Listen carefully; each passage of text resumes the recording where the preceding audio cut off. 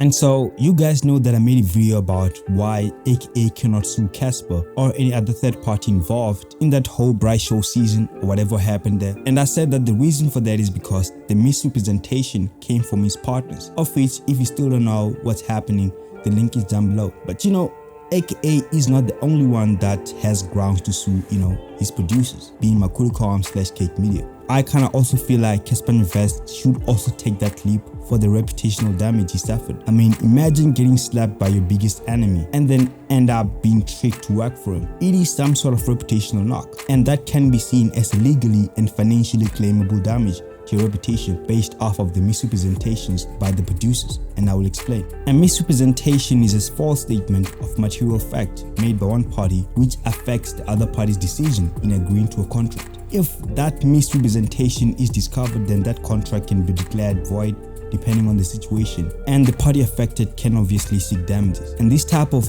misrepresentation is known as fraudulent misrepresentation and is the most dangerous of them all. A fraudulent misrepresentation is a statement that the defendant made knowing it was false, or that the defendant made recklessly to induce the other party to enter into a contract. And of course, the injured party can seek to void the contract and recover damages from the defendant. In this case, Cake Media acquired Makuducom knowing that it was in a partnership with Kini, but they decided to go out of that partnership and made it seem like they fully owned the Bryce show and got third parties to do business with them. And one of those third parties obviously would have to be Cassper Invest, who worked for that Bryce show season 2, which ended up actually being half owned by AKA, which literally means that he was working for AKA, and he can actually sue them for the damages he suffered reputationally, because there is no way that I think Cassper Invest would have agreed if he knew that he was going to be making more money for Kini. He was definitely negatively affected, and he has been trying to act like he's okay and has been tweeting about how he ate AKA's money and all, but that is just pain. Knowing the fact that you worked for the lighty, as you were calling him, or should I say that he turned out to be the light in this situation.